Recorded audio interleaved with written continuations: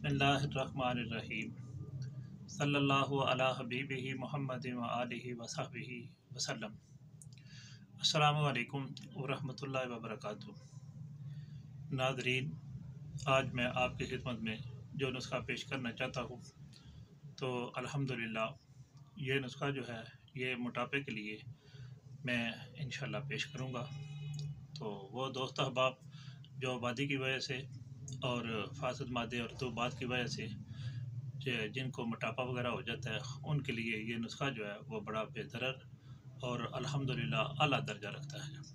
تو اس کے اندر جو چیزیں ڈالنی ہیں تو حضرت گرامی قدر ان میں سب سے پہلی چیز جو ہے وہ ارمل ہے، تو دوسرے نمبر پر سرنجان شیریں ڈالنی ہے، اور تیسرے نمبر پر اس میں مصبر جو ہے وہ زرد ڈالنا ہے، اور پھر آپ نے اس کے اندر یہ تمے کا جو گودا ہوتا ہے وہ ڈالنا ہے، اور اسی طرح گندک آملہ ساٹھ ڈالنی ہے، اور البتہ رائی سرخ جو ہے وہ ڈالنی ہے۔ یہ تقریباً آپ کی ٹوٹل 6 اشیاء جو ہیں یعنی کہ 6 اجزاء جو ہیں وہ بن جائیں گے۔ ان کو کوشش کریں کہ ساری چیزیں جو ہے وہ فریش لینی چاہیے، زائد المیعاد نہ ہوں، تو ان کو لے کر اچھے طریقے کے ساتھ آپ نے صاف کرنا ہے، اور صاف کرنے کے بعد پھر علیحدہ ساری چیزیں جو ہے ان کا فائن پاؤڈر بنائیں، اور فائن پاؤڈر بنانے کے بعد تو پھر آپ بقدر نخود جو ہے وہ گولیاں بنا لیں، اور گولیاں بنانے کے بعد تو ان کو اچھے طریقے کے ساتھ دھوپ میں رکھ کر خشک کر لیں، تو پھر آپ ان کو محفوظ کر لیں۔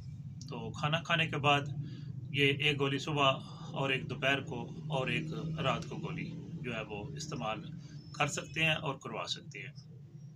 تو ہاں، البتہ اگر اس کے استعمال کرنے سے موشن وغیرہ لگ جاتے ہیں، بہانہ جو ہے وہ زیادہ پتلا ہو جاتا ہے، تو پھر صبح شام بھی آپ استعمال کروا سکتے ہیں۔